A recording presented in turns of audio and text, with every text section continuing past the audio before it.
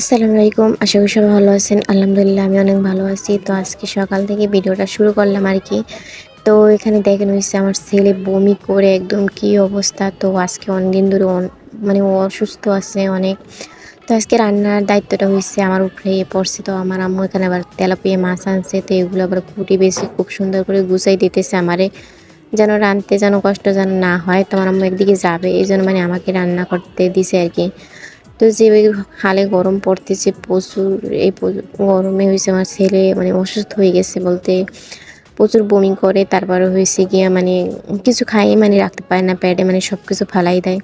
আসলে এত গরম কোন সময় পড়ে না, এই প্রথম পড়তেছি এত গরম, মানে সীমা ছাড়া। বাহিরে বৃষ্টি তো আসতেছে না একদম, মানে খুবই অবস্থা খারাপ। তো এখানে আমি সব কিছু ধুয়ে কুটে খুব সুন্দর করে নিতেছি। আমার আম্মু আবার কুটে দিয়ে গেছে। তো আমি আবার আস্তে এগুলো মানে সব কিছু লবণ টবণ দিয়ে কুটে নিছি। তো মাছগুলোকে আবার বেছে নিছি আমি আবার। তো বাছতে গিয়ে মাছ আর উঠতেছে না, মানে তাগাড়িতে লেগে গেছে আর উঠে না সহজে মাছগুলো।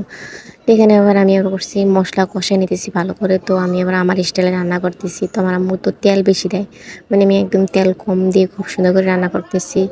জানি না খাইতে কেমন হবে, আসলে কোনো সময় মানে বাসায় কম রান্না করে খাওয়াইছি আম্মাকে। তো এখন দেখি কেমন কি বলে, খাই কি রিভিউ দেয় আর কি। তো এখানে আমি মাছ ঝোল কষাই খুব সুন্দর করে, পাশে আবার করে টমেটো দিছি। তো এখানে আবার আমার আম্মু আবার হয়েছে মশলা মানে তৈরি করছে বাসায়। তো কার কার মশলা লাগবে কমেন্টে জানিয়ে। তো এখানে আমার আম্মু মশলা তৈরি করছে হয়েছে নিজে, মানে অনেক উপকরণ দিয়ে হয়েছে মশলা তৈরি করছে মানে। তো এই মশলাটা দিলে মানে তরকারির স্বাদটা অনেক ভালো হয় আর তরকারিটাও খেতে অনেক মজা হয়। তো সবাই ভালো থাকেন, আল্লাহ হাফেজ।